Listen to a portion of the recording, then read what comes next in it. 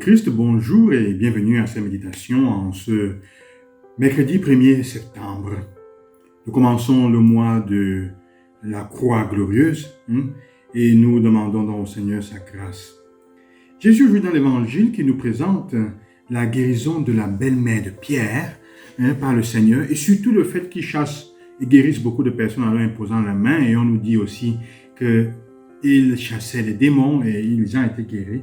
Jésus nous fait comprendre que ce n'est pas parce qu'on dit du bien de toi qu'automatiquement c'est un bien pour toi. On peut dire du bien de quelqu'un avec l'intention de lui faire du mal. En effet, il y a une façon de dire du bien qui nuit plus qu'elle n'aide. De quelle façon? Parfois, le fait de dire du bien quelque chose de toi fait que les personnes, ça crée un mouvement qui risque de te désorienter et de te faire dévier de la raison et de la mission pour laquelle tu es en train de faire ce bien. Le risque de s'aduler, le risque de devenir orgueilleux. Dire du bien et aduler n'est pas toujours fait pour le bien. C'est la première chose que nous devons apprendre et de laquelle nous devons faire attention. C'est pour ça que Jésus fait taire les démons qui disent qu'il est, tu es le Fils de Dieu. Ils ne le disent pas comme profession de foi pour le bien.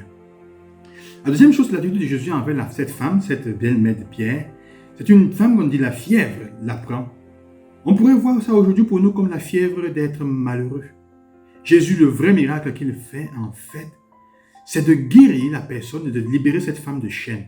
En fait, la guérison vraie n'est pas toujours qu'on enlève la souffrance, mais qu'on en fait sortir la personne de la prison, des geôles dans laquelle elle se trouve. Jésus, en fait, redonne dignité à cette femme. Il lui fait comprendre que sa vie en coïncidence, elle est capable aussi, peut-être qu'elle était vieille, elle est capable encore d'être utile. Elle est utile, sa vie a une utilité, puisque se levant, elle se mit à les servir. Jésus, c'est ça qu'il fait.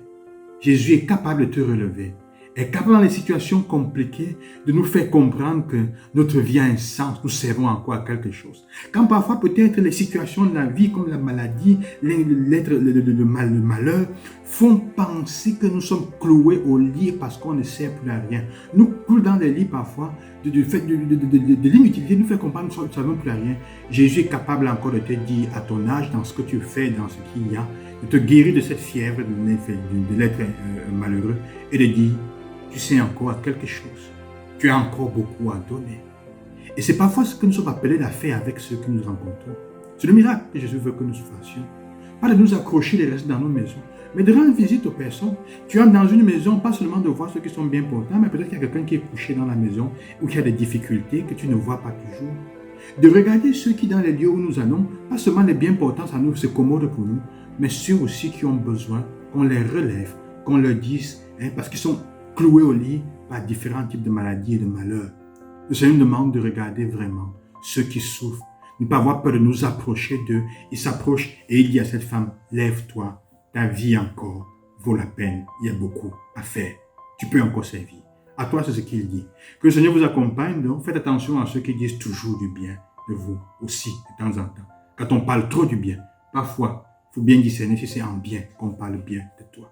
Que Dieu vous bénisse, qui vous accompagne. Bonne journée et bon mois de septembre. À la prochaine.